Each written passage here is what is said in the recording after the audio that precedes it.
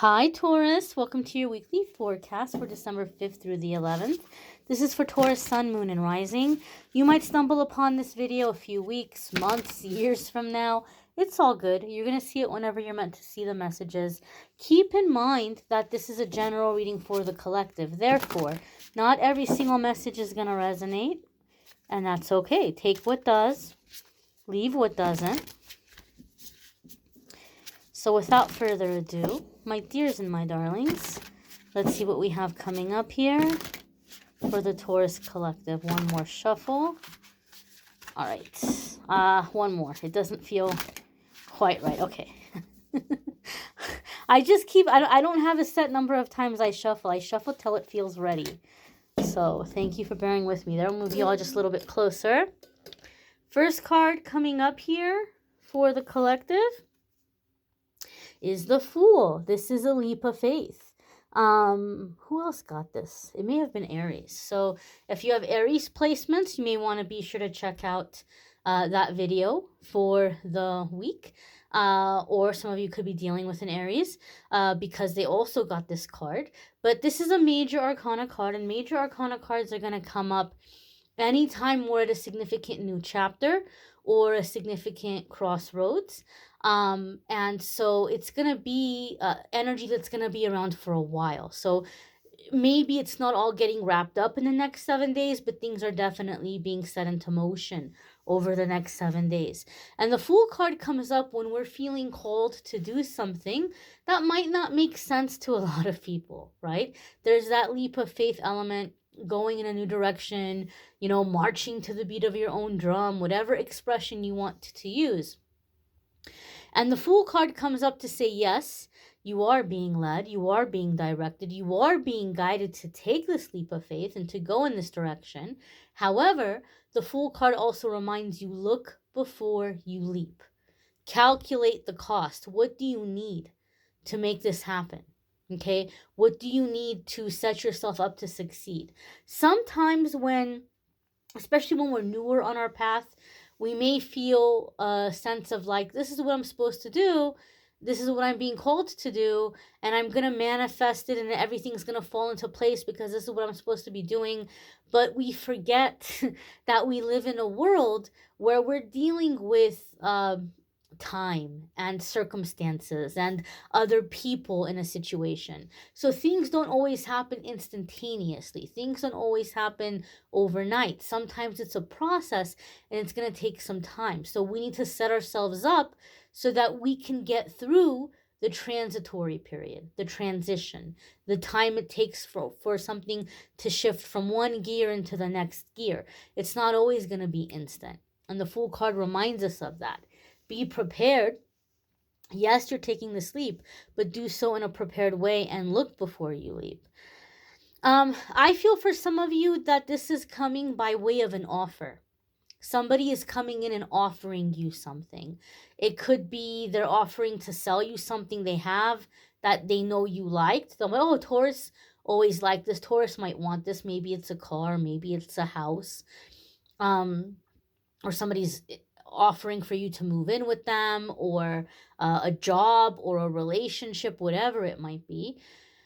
And you might be like, oh my gosh, yes. And you're just like rushing in. You're like, I manifested this. And Taurus, the fact that this is a major arcana card, you probably quite, in fact, indeed did manifest this.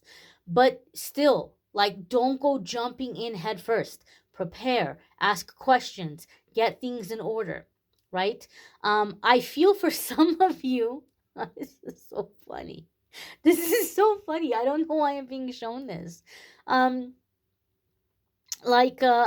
seeing like the old Looney Tunes cartoons, like the old Warner Brothers cartoons, like when the cartoon character leaves so quick, their hat is still like left in the air, and then they're gone and the hat falls and spins around, or they take off so fast they leave their shoes behind and the shoes are just they're standing empty.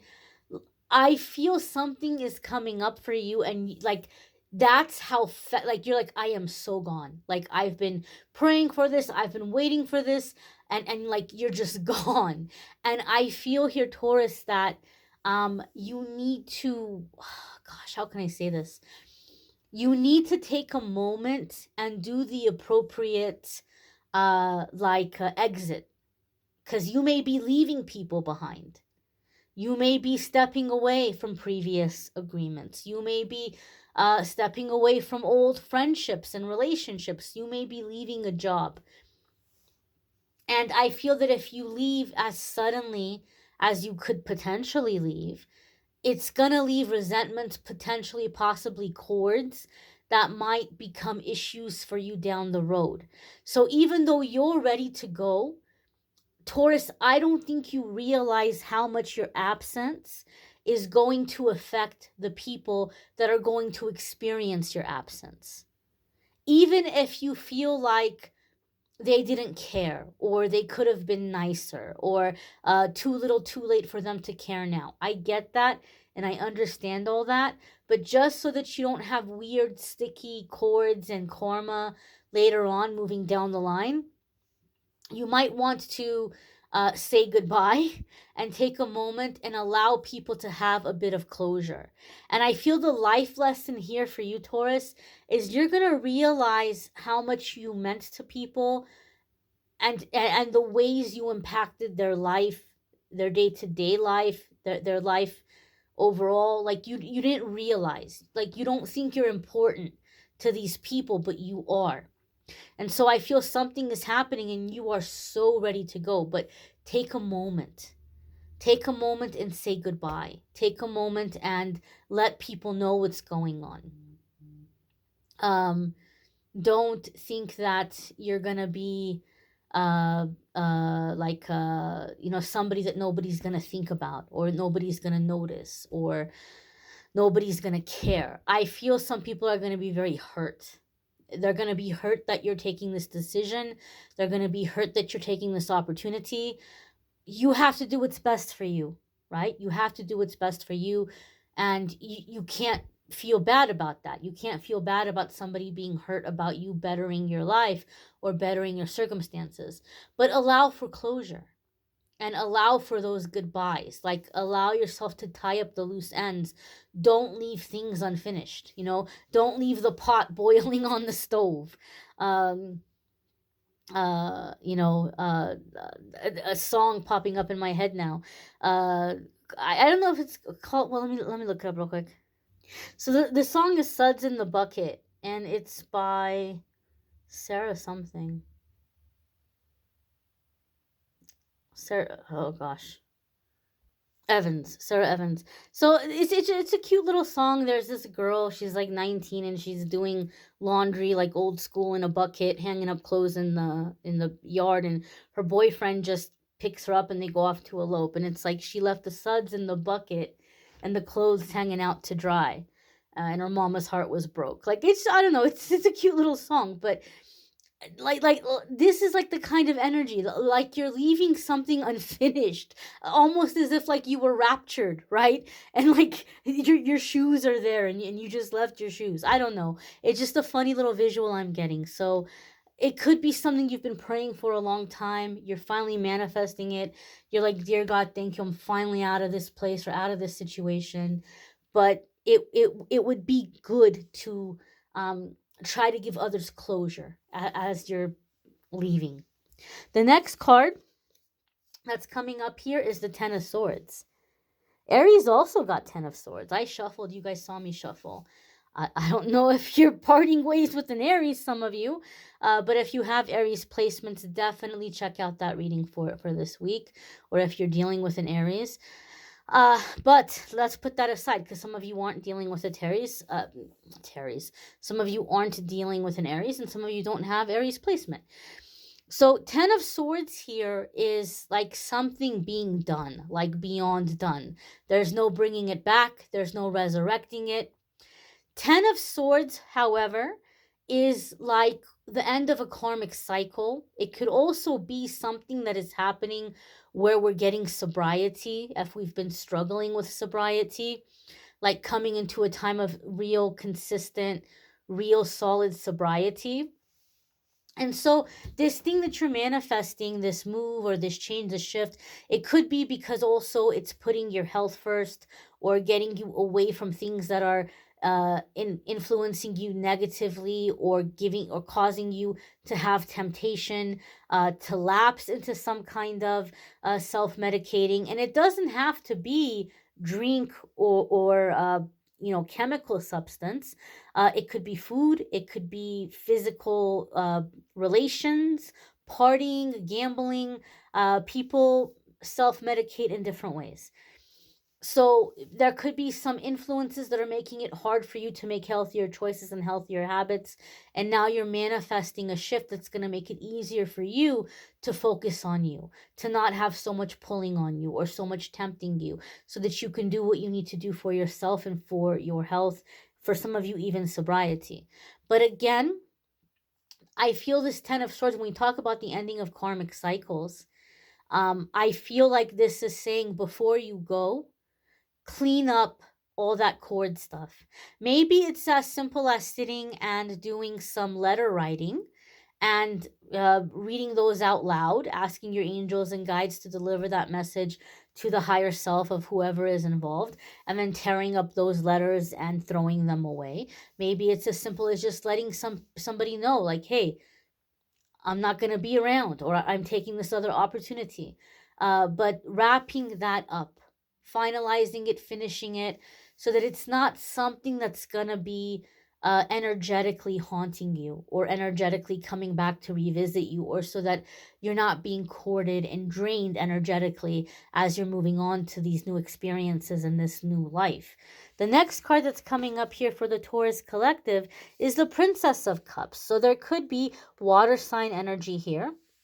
Scorpio, Cancer, or Pisces. Some of you could be dealing with a Scorpio, Cancer, or Pisces. If you have water sign placements, these changes could be happening in those houses or in those areas of your life. But for me, the Princess of Cups or Page of Cups comes up with the sense of the heart chakra opening up to receive and the need for playfulness. So I feel whatever this change is, I'm not saying that your life is gonna be void of responsibility. I don't think anybody's life is void of responsibility. There's still gonna be things you have to do. There's still gonna be ways in which you got to do, as the kids say these days, adulting, right? Responsibilities, obligations. However, with this Page of Cups following the Ten of Swords, I feel like the biggest and the best part of this shift for you is going to be like, you feel like you have time and space, like, to be yourself, to find yourself, and to engage in play, to engage in leisure. So maybe it's really hard for you to do those things right now because you may have a lot of people who are pulling on you, who are tugging on you, who are like needing things. Um, you may have this very difficult circumstance or situation where there's just constantly things being thrown at you, or people need something from you. And Taurus, this is going to happen when you're healing and when you're raising your vibration, you're raising your frequency, especially if your circle has been kind of toxic. People start noticing. They start seeing you like lift up, like levitating, and they want to grab hold of your ankle, and they want you to take them up with you, figuratively speaking here, obviously. And it can become very overwhelming. And so some of you are experiencing that.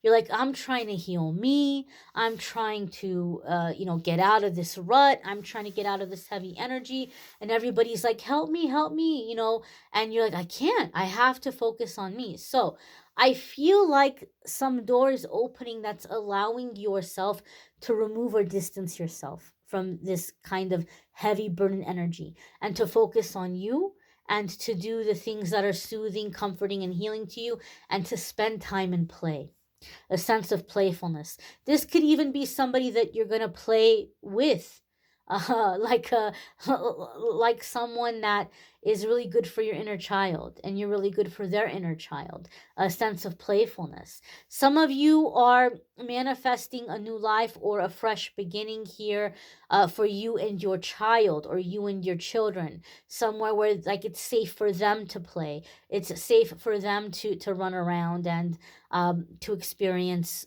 life in a healthy way. Okay, there could be that element here too. The next card coming up for the Taurus collective is the King of Swords. And this could be air sign energy, Libra, Aquarius, or Gemini. If you have air sign placements, you may be focusing on those houses or those areas of your life. You could be dealing with an air sign person. Now, the King of Swords is the master of negotiation, and also like finding the win-win solution in a situation. So I feel here this is coming up for Taurus in the sense of a favorable deal, like someone doing a favorable deal with you or for you. Like somebody may be giving you, like I said, somebody might be selling you something, and they may be giving you a good deal on it, and they may be working out payments with you, or there's just something about your face they like, Taurus. They're going to work with you. So there's something here about, I feel like, someone cutting you a break, giving you a chance, giving you an opportunity. I feel like it's allowing you to have a fresh start, to have a fresh start. Like just like, oh gosh, if I could just, catch a break. You're catching a break. You're catching a big break. That's what this feels like to me. You may want to check out your moon sign and your rising sign. Some weeks, your moon sign or rising sign might resonate more than your sun sign. There is a playlist in the description that will take you to the other videos, so it'll be easy to find them. There's also a playlist that will take you to the love and romance readings for December. If you would like to schedule a private reading with me, there is a link in the description of the video that takes you to my scheduling page, calendly.com/amethystangelite, and you can schedule a private reading with me there. I hope you'll come back and you'll check out the daily messages that I post on the channel. But if not, please do have a fabulous week, and please do come back next week and check out next week's messages. Thank you for watching, liking, sharing, commenting, and subscribing. Have a wonderful day, my darlings. Be well.